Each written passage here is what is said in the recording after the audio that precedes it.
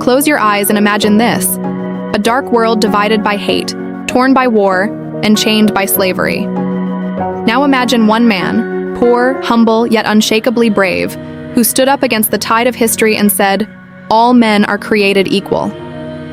That man was Abraham Lincoln, a name that still echoes through time as a symbol of courage, compassion, and the power of belief. Born in 1809 in a small wooden cabin in Kentucky, Lincoln's life began in poverty. His parents were simple farmers struggling every day just to survive. They had no wealth, no education, and no power. But in that little boy's heart was a spark, the spark of greatness. From an early age, Lincoln showed a deep curiosity about life.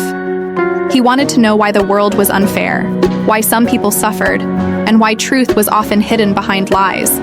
He didn't go to school like other children. In fact, all his education together didn't equal even one full year of formal schooling. But Lincoln had something far greater, an unstoppable hunger to learn. He borrowed books from neighbors, reading them by the light of a fire late into the night. He read everything he could find: the Bible, history, poetry, and law. Knowledge became his best friend, and hope became his weapon. Life, however, was cruel. His mother, Nancy Hanks Lincoln, died when he was just 9. That loss broke him. He later said, "All that I am or hope to be, I owe to my angel mother." Her death left a hole in his heart that never truly healed. But it also gave him strength. He promised himself that he would live a life worthy of her memory. As a teenager, he worked hard, splitting wood, carrying goods, helping neighbors, anything to earn a few coins. But he never gave up reading, never gave up dreaming. People laughed at him, called him awkward, strange, too tall, too thin. But deep inside, Lincoln carried a quiet fire, the belief that he could make the world better. In his 20s, he moved to New Salem, Illinois. There, he tried everything: store clerk, surveyor, soldier, and finally lawyer. His honesty earned him a nickname that stayed with him for life: Honest Abe. He became known as the man who never lied, never cheated, and always kept his word, even when it cost him. His journey into politics began almost by accident. Lincoln didn't crave power, he wanted purpose. He believed that laws should protect the weak, not empower the strong. He spoke with such passion and truth that people began to notice. By 1834, he was elected to the Illinois state legislature. Yet, even as his political career began, his heart faced pain. He fell deeply in love with Anne Rutledge, but fate was cruel again. She died young, and Lincoln sank into a deep depression. For weeks, he barely spoke. His friends feared for his life. But Lincoln rose again, more thoughtful, more compassionate, more human. Years later, he married Mary Todd, a woman full of energy and ambition. Their marriage wasn't easy. They argued often, faced tragedy, and lost children to illness. But through it all, Lincoln's patience never wavered. He loved deeply, even when life tested him beyond measure. In 1858, something extraordinary happened: the Lincoln-Douglas debates. Two men stood before the nation, arguing about the future of slavery. Lincoln's voice shook the world.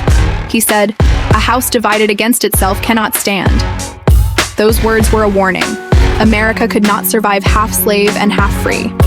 His speeches spread across the country, touching hearts and minds. People began to see him not just as a politician, but as a prophet of justice. Then came the great turning point, the election of 1860. Against all odds, Abraham Lincoln was elected the 16th President of the United States. But joy quickly turned to chaos. Southern states refused to accept him. They believed he would destroy their way of life. One by one, they seceded from the Union. The country was breaking apart. The Civil War had begun. Imagine the weight on his shoulders. A nation tearing itself apart. 31 million souls depending on one man's decisions. Every day, Lincoln faced heartbreak. Reports of death filled his desk. Soldiers dying, families torn apart, cities burning. His own advisors doubted him. Newspapers mocked him. Yet Lincoln refused to surrender. He said, "I am not bound to win, but I am bound to be true." He spent sleepless nights reading letters from soldiers, visiting hospitals, comforting widows, and praying for peace. He often walked alone through the White House gardens at night, whispering prayers into the darkness.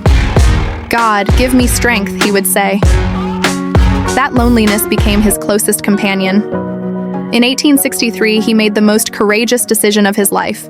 He issued the Emancipation Proclamation. With one signature, Lincoln declared that all enslaved people in Confederate states were free. It was the moment the world changed forever. The sound of chains breaking echoed across the land. People wept. Slaves danced and prayed. For the first time, hope had a voice. And that voice was Abraham Lincoln. But freedom had a cost. The war raged on. Thousands died every week. Lincoln visited the battlefields himself, walking among the wounded, shaking hands with soldiers, weeping silently for the fallen. He told one soldier, "I feel as though I have died too." In November 1863, Lincoln delivered one of the greatest speeches in history, the Gettysburg Address. It was only 272 words long, yet it redefined America. He said that the nation must ensure that government of the people, by the people, for the people, shall not perish from the earth. Those words became eternal, a promise that still guides the world. As 1864 approached, many thought he would lose re-election. The war had dragged on too long. People were tired of death. But Lincoln's faith never broke. He told his staff, "This war will end, and freedom will live." And it did. In April 1865, victory came. The Union was saved. Slavery was ended. The dream had come true. America was free again. But destiny had one last, cruel chapter. On the night of April 14, 1865, Abraham Lincoln attended a play at Ford's Theater. The people were laughing, clapping, celebrating peace. But behind him stood a man filled with hate, John Wilkes Booth. A shot rang out, and history changed forever. Lincoln was gone. The nation cried. Men, women, children, black and white, filled the streets weeping. Bells tolled across the land. Even his enemies wept. One Confederate soldier said, "We have lost our best friend." Lincoln's body was carried by train across the country. Millions lined the tracks, holding candles, waving flags, whispering prayers. But death could not silence him. His spirit became eternal, living in the hearts of those who believe in freedom, justice, and equality. His face was carved into Mount Rushmore, his words written in stone at the Lincoln Memorial. Every year, people stand there, look up, and remember the man who never gave up on humanity. Abraham Lincoln taught the world that greatness is not about wealth or power. It is about compassion, truth, and courage. He once said, "The best way to predict your future is to create it." He did. And in doing so, he created ours.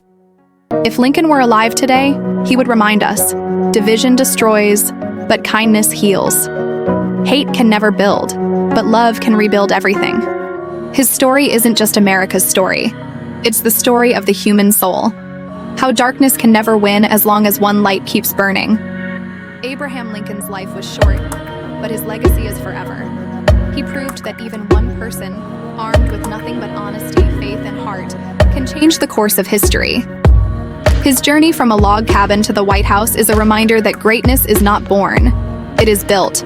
One act of kindness, one choice of courage, one moment of truth at a time.